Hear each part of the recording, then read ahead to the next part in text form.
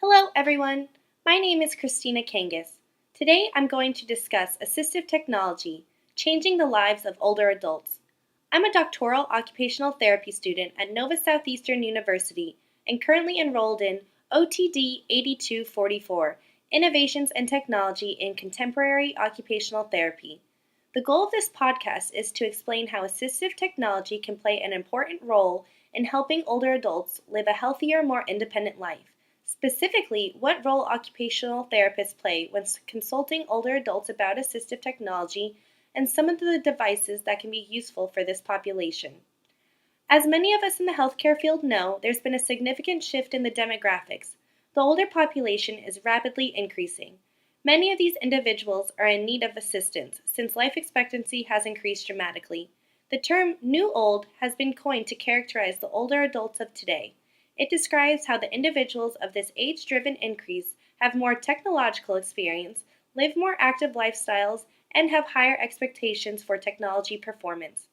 Occupational therapists have the opportunity to discuss the use of assistive technologies when working with clients who are older adults. It's important to remember whenever consulting about the use of an assistive technology to first think about affordability, since it may be an issue for older adults who are living on a fixed lower income. Then, it's essential to not only take into consideration the user's disability, but also their personality as well as their attitude toward technology. Many older adults have attitudes toward the internet that can limit its usefulness. However, many others, especially those who fit in the description of new old, are beginning to value its usefulness. For instance, some lack motivation and interest, or even have anxiety about technology use, while others are starting to think of the internet as beneficial and accessible.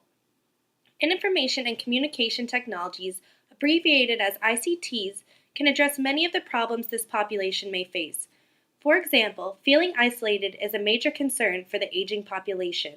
ICTs, like computers, cell phones, and tablets, can support older adults by allowing them to stay in touch with their families and community through communication networks. I know my grandma loved to use Facebook to stay connected with her family and friends. She even made some new friends with some of the people she met while playing Facebook games during her free time. Older adults also have the ability to use the internet to go shopping, access services, and even possibly work from home, which would be of particular concern for someone with restricted mobility. Likewise, many older adults prefer to stay in their homes for as long as possible, even if they have mobility impairments or cognitive disabilities. So it's imperative we recommend new assistive technologies that can improve their safety and security while at home. Some devices that may be useful are fall detectors, health monitors, and pressure mats. Fall detectors are to be worn around the waist or upper chest and have the ability to sense an impact over a certain threshold, while health monitors are to be worn around the waist to detect pulse, skin temperature, and movement.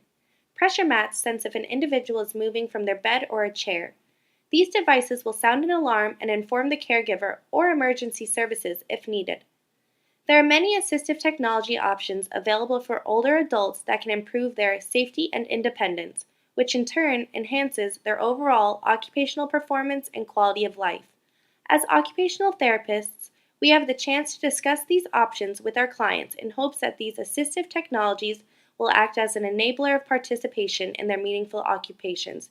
Don't forget, it's important to consider the user's disability, attitudes, and personality, as well as affordability when making a recommendation.